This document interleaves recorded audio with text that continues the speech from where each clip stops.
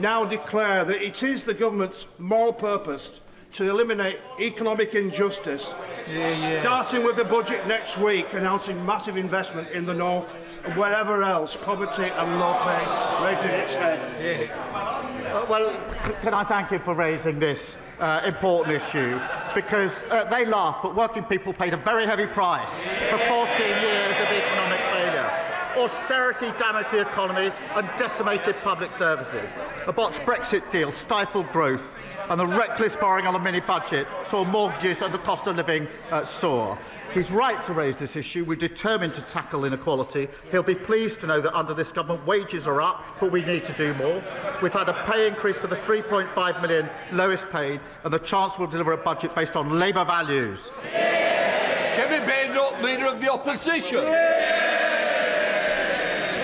Thank you, Mr. Speaker. And can I associate our side of the House with the remarks the Prime Minister made about James Elliott? Can the Prime Minister tell us why his government is the first government in history to float increasing income tax rates only to then U-turn on it all after the actual budget?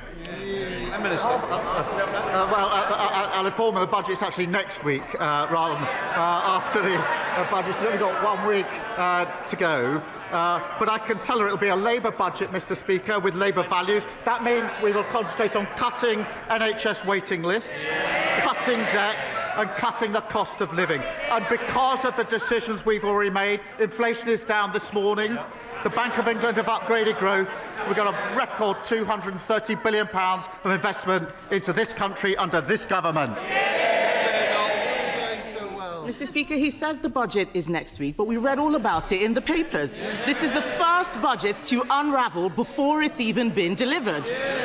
The Chancellor's cluelessness, I'm afraid, is damaging the economy now. The Prime Minister needs to end this shambles. So can he confirm today that he won't break another promise by freezing income tax thresholds? Mr. Speaker, the budget is 1 week today and we will lay out our plans. But what we won't do, Mr. Speaker, I've said what we will do in terms of protecting the NHS and public services. What we won't do is inflict austerity on the country as they did. It's caused huge harm. What we won't do is inflict a borrowing spree like Liz Truss did, also inflicted and did huge damage. Mr. Speaker, have they learnt anything? She's apparently got a golden economic rule, I think. So it's a very important rule, this golden rule. That there's this £47 billion of cuts with no detail. No wonder the Institute of Government says they're on very shaky foundations. They haven't listened and they haven't learned. Mr. Speaker, it is quite clear that they are going to freeze thresholds. We didn't get a clear answer from them, but this is really important.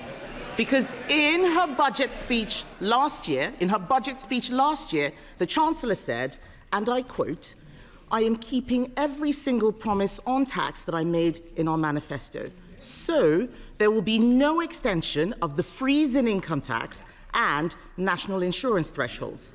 Why was freezing thresholds a breach of the manifesto last year, but it isn't this year? Mr. Speaker, every week she comes along and speculates and distorts. Last year, Mr. Speaker, last year they predicted recession. And what did we get? The fastest growing economy in the G7 in the first half of the year. Opposed NHS investment, and what do we get? 5 million extra appointments in the first year of a Labour government. They tried growing the economy with millions on NHS waiting lists, with our schools crumbling and holes in our road. It didn't work. What do they want to do now? Go back to the same failed experiment. Mr. Speaker, he talks about speculation. The only people who've been speculating are his government every single day for the last 3 months. And he mentioned inflation in his last answer. Inflation has nearly doubled since they came into office. He wants a round of applause because it's come down a little bit. I will remind him that food inflation is up 4.9%. That is making life miserable for all of those people out there. But let's go back to thresholds, because this is important. When the Chancellor made that promise to unfreeze the thresholds, it wasn't an off-the-cuff comment. She said it on the floor of this House in her budget speech. That was a deliberate statement of government policy. So if she breaks such a clear promise, how can the public trust a word that she says next week? Mr. Speaker, she talks about inflation. It went to 11% on there. 11%, and the country is still paying the price.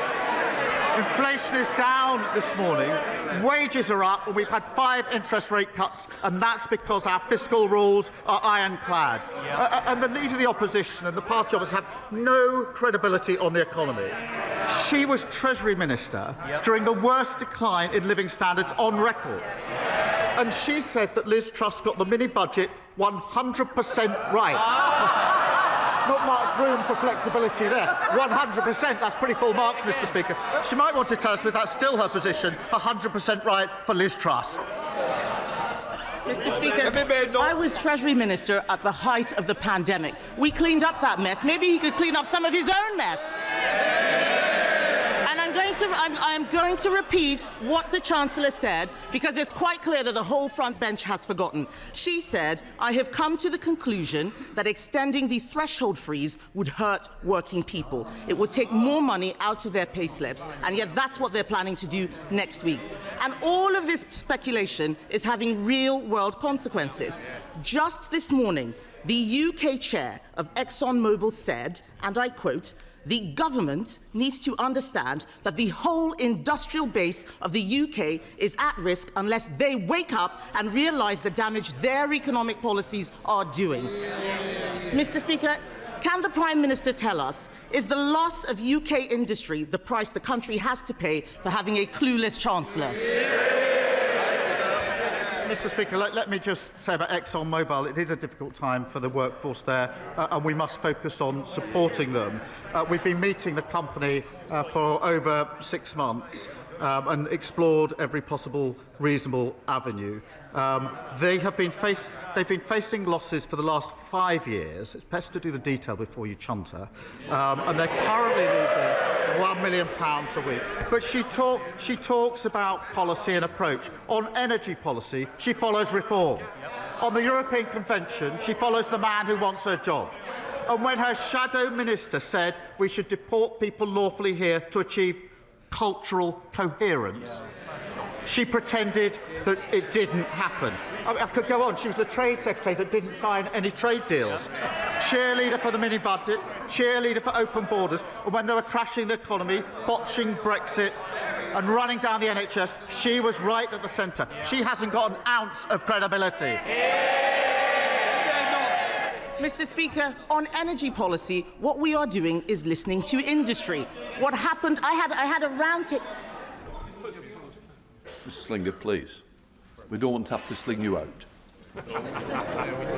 Mr. Speaker, just this morning, we heard from the chair of one of our largest energy companies. Last week, I had a round table with energy companies, and what they had to say about this Prime Minister and his energy secretary is unprintable. They are absolutely furious. Our oil and gas industry is dying, and he's standing there saying he had meetings. People out there are struggling, Mr. Speaker. The budget chaos is causing real anxiety. People aren't buying houses, businesses aren't hiring, and they are cancelling investment decisions. 2 weeks ago, the Chancellor called a ridiculous press conference to blame everyone else for her having to raise income tax. Then last week, she U-turned on her own U-turn. Instead, we can see they're planning to freeze income tax thresholds, something she said last year would be a breach of their manifesto. They are making it up as they go along. Doesn't the country deserve better than government by guesswork? Mr. Speaker, either we renew our country with Labour or we go back to austerity 2.0 with reform of the Tories. They left waiting lists at record highs, almost 1 million more children in poverty, and they wrecked our public services. She comes here to talk down the country. We're turning the page. More NHS appointments, free breakfast clubs, free childcare, more homes and better public services. That's what we're fighting for, a Britain built for all. Lord Hatton. Mr. Speaker, standing in the heart of Weymouth, the Rectory is an iconic building. Formerly a theatre, once a bustling cinema, and then a popular pub as well. And yet, for more than a decade, this building has stood empty.